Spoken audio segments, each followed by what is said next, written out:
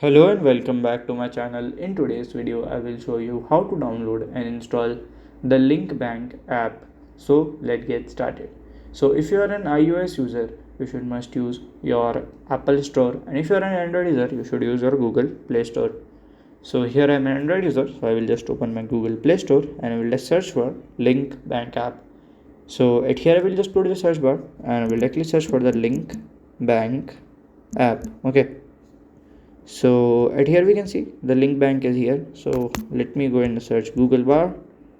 So here I will just search for LINKBANK app. Okay, so from here you can just click on this and you can just download and install.